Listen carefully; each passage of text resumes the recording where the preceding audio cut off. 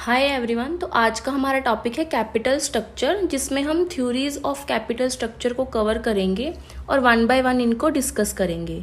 तो सबसे पहले हम देखते हैं कि कैपिटल स्ट्रक्चर होता क्या है। तो पहले कैपिटल क्या होती है। कैपिटल हमारे डेट, इक्विटी, हमारा प्रेफरेंस स्टॉक और बहुत सारे अदर सोर्सेज होते हैं जिसको हम कंपनी में लेके आते हैं। जिस पैसे को हम कंपनी में लेके आते हैं वो हमारा क्या होता है, कैपिटल होता है। तो कैपिटल स्ट्रक्चर में हमने क्या करना है, उसी कैपिटल को स्ट्रक्चर करना है। हमने ये देखना है कि क्या कॉम्बिनेशन हम यूज़ करेंगे डेट और इक्विटी का, और उनके प्रपोर्शनेट को रिप्रेजेंट करेंगे। मतलब कितनी अमाउंट में हम डेट लेकर आएंगे या कितनी अमाउंट में हम इक्विटी लेकर आएंगे, इसको ही हम क्या बोलते हैं, कैपिटल को स्ट्रक्चर करना, मतलब हमारा कैपिटल स्ट्रक्चर। तो ये उसके बाद है हमारी थ्योरीज ऑफ कैपिटल स्ट्रक्चर। तो इन सब थ्योरीज को हम इसमें पढ़ेंगे। तो सबसे पहले जो आज हम थ्योरी कवर करेंगे वो है हमारी नेट इनकम अप्रोच। तो नेट इनकम अप्रोच सबसे पहले तो ये डेविड डुरैंड ने दी है, और इस थ्योरी में ये बोला गया है कि जो कैपिटल स्ट्रक्चर है हमारा, वो हमारी वैल्यू ऑफ फर्म और कॉस्ट ऑफ कैपिटल को अफेक्ट करता है। मतलब अगर हम अपने कैपिटल स्ट्रक्चर में चेंजेस करेंगे या उसके प्रपोर्शन को ज़्यादा करेंगे या कम करेंगे, तो उससे क्या होगा, हमारी वैल्यू ऑफ फर्म को इफ़ेक्ट होगा और हमारी कॉस्ट ऑफ कैपिटल को भी इफ़ेक्ट होगा। वो कैसे, ये जो अप्रोच है वो बोलती है कि अगर हम ज़्यादा से ज़्यादा डेट का यूज़ करेंगे, मतलब अगर हम डेट फाइनेंसिंग को यूज़ करेंगे तो हमारी जो वैल्यू ऑफ फर्म है वो इंक्रीज़ हो जाएगी। ऑब्वियसली हम अपनी वैल्यू को तो इंक्रीज़ करना चाहेंगे ना। तो ये अप्रोच कह रही है कि अगर हम ज़्यादा डेट यूज़ करते हैं तो उससे क्या होगा, हमारी वैल्यू ऑफ फर्म इंक्रीज़ हो जाएगी और कॉस्ट ऑफ कैपिटल डिक्रीज़ हो जाएगी। मतलब इससे हमारा फ़ायदा होगा। डेट लगाने से क्या होगा, ये तीन चीज़ें इफेक्ट होंगी। एक तो market value of firm, market price of equity और overall cost of capital. Value of firm क्या हो जाएगी, इंक्रीज हो जाएगी। मार्केट प्राइस ऑफ इक्विटी क्या होगा, इंक्रीज हो जाएगा। और ओवरऑल कॉस्ट ऑफ कैपिटल क्या हो जाएगी, डिक्रीज हो जाएगी। अब ये होगा कैसे, डेट लगाने से ये सब होगा कैसे। ये ऐसे होगा क्योंकि जो डेट होता है उसको हम चीपेस्ट सोर्स ऑफ फंड्स बोलते हैं। वो कैसे चीपेस्ट सोर्स, वो कैसे होता है। सबसे पहला रीज़न, जो डेट होता है उसका जो इंटरेस्ट रेट होता है वो डिविडेंड रेट से कम होता है। और दूसरी बात, वो टैक्स जो डिबेंचर्स के ऊपर जो हम इंटरेस्ट पे करते हैं वो टैक्स डिडक्टेबल होता है, उसके ऊपर हमें टैक्स नहीं देना पड़ता। तो उससे क्या होता है, हमारा जो डेट है वो चीपर सोर्स बोला जाता है। तो इस थ्योरी ने दो मेजर बातों पर फोकस किया। एक तो जो कैपिटल स्ट्रक्चर है वो वैल्यू ऑफ फर्म और कॉस्ट ऑफ कैपिटल को अफेक्ट करता है, और दूसरी बात इसमें क्या बोली गई है कि ज़्यादा से ज़्यादा हम डेट फाइनेंसिंग यूज़ करेंगे, उससे क्या होगा, वैल्यू ऑफ फर्म जो बढ़ेगा और कॉस्ट ऑफ कैपिटल डिक्रीज़ हो जाएगा। अब इसकी हम एजम्पशंस देख लेते हैं। तो इस थ्योरी ने कुछ एजम्पशन दी है। पहली एजम्पशन तो ये है कि जो हमारा कॉस्ट ऑफ डेट है वो कॉस्ट ऑफ इक्विटी से कम होना चाहिए। ये बहुत सही बात है। अगर हमारा कॉस्ट ऑफ डेट ज़्यादा होगा इक्विटी से तो हम डेट का यूज़ ही क्यों करेंगे। तो जो डेट का कॉस्ट है वो कम होना चाहिए इक्विटी से, और इसमें कोई भी जो कॉर्पोरेट टैक्स हैं वो कंसीडर नहीं किए जाएंगे, कोई कॉर्पोरेट टैक्स इसमें होंगे नहीं। और इसमें बोला गया है जो भी इन्वेस्टर की परसेप्शन है रिस्क के रिगार्डिंग, जो भी फाइनेंशियल रिस्क होता है मार्केट में, उसको यहाँ पे कंसीडर नहीं किया जाएगा। मतलब उसको सोच के जो इन्वेस्टर है अपना जो इन्वेस्टमेंट करना बंद नहीं करेगा। अब इसको ग्राफिकली देखते हैं। जो एक्स एक्सिस है वहाँ पे डिग्री ऑफ लीवरेज को रिप्रेजेंट किया गया है, और जो वाई एक्सिस है वहाँ पे कॉस्ट ऑफ कैपिटल को रिप्रेजेंट किया गया है। अब यहाँ पे ये शो हो रहा है जो के ई है वो कॉस्ट ऑफ इक्विटी को डिनोट कर रहा है, के डी डिनोट कर रहा है कॉस्ट ऑफ डेट को, और के ओ जो नीचे को डाउनवर्ड स्लोप कर रहा है वो है हमारा के ओ, ओवरऑल कॉस्ट ऑफ कैपिटल। तो इसका मतलब क्या है, ज़्यादा से ज़्यादा जब हम डेट का यूज़ कर रहे हैं तो उससे क्या हो रहा है, स्लाइटली हमारी जो कॉस्ट ऑफ कैपिटल है वो कम होती जा रही है धीरे धीरे। ये देखो, एज अ प्रपोर्शन ऑफ के D in capital structure increases, जैसे ही हम डेट का यूज़ करते जाएंगे तो हमारा के ओ क्या हो जाएगा, रिड्यूस हो जाएगा, और उससे वैल्यू ऑफ फर्म को क्या होगा, इंक्रीज हो जाएगी हमारी वैल्यू ऑफ फर्म। तो अब हम इसको प्रैक्टिकली सॉल्व करके भी देखेंगे कि डेट को यूज़ करने से जो हमारी वैल्यू ऑफ फर्म है वो इंक्रीज़ होगी या नहीं, और कॉस्ट ऑफ कैपिटल जो है वो कम होगी या नहीं होगी। तो इसको प्रैक्टिकली सॉल्व करने के लिए फॉर्मूलाज हैं। हम वैल्यू ऑफ फर्म को कैसे निकालेंगे, S प्लस डी, जहाँ पर हमारा S क्या है, market value of equity share, और हमारा D क्या है, मार्केट वैल्यू ऑफ डेट। और हम अपनी ओवरऑल कॉस्ट ऑफ कैपिटल को कैसे फाइंड आउट करेंगे, EBIT मतलब earning before interest and tax divided by V हमारा जो है वो वैल्यू ऑफ फर्म है यहाँ पे। तो इसको हम प्रैक्टिकली सॉल्व करके देखते हैं एक सम की हेल्प से।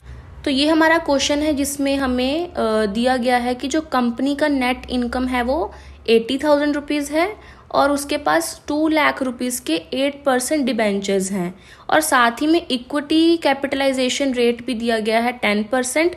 और क्या फाइंड आउट करने के लिए बोला गया है, value of firm find out करने के लिए बोला गया है, और KO और overall cost of capital find out करने के लिए बोला गया है। और इसके एक A पार्ट भी गिवन है जिसमें उन्होंने बोला है कि अगर हम जो हमारे डेट हैं उसको 2 लाख से बढ़ाकर 3 लाख रुपीज़ कर देते हैं तो हमारा वैल्यू ऑफ फर्म और कॉस्ट ऑफ कैपिटल क्या होगा, मतलब डेट के बढ़ने से हमारे वैल्यू ऑफ फर्म और कॉस्ट ऑफ कैपिटल पे क्या इफेक्ट आएगा, वो अब हम इस सम में सॉल्व करेंगे। तो सबसे पहले हम फर्स्ट सॉल्व करते हैं जिसमें हमारा डिबेंचर्स जो हैं वो 2 लाख रुपीज़ लिए गए हैं। तो हमने वैल्यू ऑफ फर्म और ओवरऑल कॉस्ट ऑफ कैपिटल को फाइंड आउट करना है। तो वैल्यू ऑफ फर्म को फाइंड आउट करने का फॉर्मूला क्या था, S प्लस डी, जिसमें हमारे पास D जो है वो गिवन है 2 लाख रुपीज़ डिबेंचर्स, और हमने S को फाइंड आउट करना है। अब S को फाइंड आउट करने का फॉर्मूला क्या है, earnings available to share holders divided by equity capitalization rate. तो इस फॉर्मूले को यूज़ करके हम क्या करते हैं, सबसे पहले S की वैल्यू फाइंड आउट करते हैं। तो लेट्स स्टार्ट। सबसे पहले हम अपनी नेट इनकम लिखेंगे जो है 80,000 रुपीज़। उसके बाद उसमें से क्या कर देंगे, इंटरेस्ट को माइनस कर देंगे। तो हम अपने 2 लाख रुपीज़ के डिबेंचर्स के ऊपर 8% इंटरेस्ट लगाएंगे, तो हमारा कितना आ जाएगा, 16,000 रुपीज़ आ जाएगा। अब नेट इनकम में से 16,000 रुपीज़ को माइनस करके हमारे पास अर्निंग्स आ जाएंगी, मतलब earnings available to share holders. तो वो कितनी आ गई, 64,000 रुपीज़ आ गई। अब हमारे पास अर्निंग्स आ गई, और हमें इक्विटी कैपिटलाइजेशन जो रेट है वो 10% क्वेश्चन में गिवन है, तो उसकी हेल्प से हम क्या फाइंड आउट कर लेंगे, S को फाइंड आउट कर लेंगे। तो इस फॉर्मूले को लगाकर हमने S को फाइंड आउट कर लिया। S हमारा आ गया 6,40,000 रुपीज़, जो कि हमारा मार्केट वैल्यू ऑफ इक्विटी है। अब हमारे पास S आ गया, D हमारे पास गिवन है, तो हम वैल्यू ऑफ फर्म को फाइंड आउट कर लेते हैं। D को हमने ऐड कर दिया 6,40,000 में, तो हमारे पास वैल्यू ऑफ फर्म जो है वो 8,40,000 रुपीज़ आ गया, जब हमारे डिबेंचर्स कितने थे, 2 लाख रुपीज़ थे। तो ऐसे ही हम कॉस्ट ऑफ कैपिटल को भी कैलकुलेट करते हैं। कॉस्ट ऑफ कैपिटल को कैलकुलेट करने का फॉर्मूला क्या है, EBIT divided by V। EBIT हमें क्वेश्चन में ही गिवन है 80,000 रुपीज़ जो हमारी नेट इनकम है, और वैल्यू ऑफ फर्म हमने अभी अभी कैलकुलेट की है जो हमारी 8,40,000।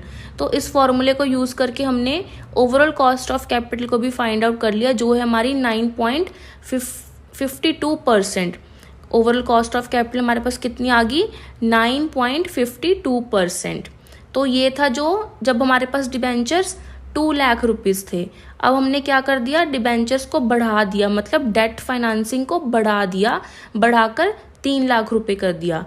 तो उससे हमारा मार्केट वैल्यू ऑफ फर्म और कॉस्ट ऑफ कैपिटल पे क्या इफेक्ट पड़ेगा, वो हम इस क्वेश्चन में सॉल्व करके देखेंगे कि हमारा कॉस्ट ऑफ जो कैपिटल है वो कम हो रहा है या नहीं हो रहा, और वैल्यू ऑफ फर्म है वो बढ़ेगा भी या नहीं बढ़ेगा।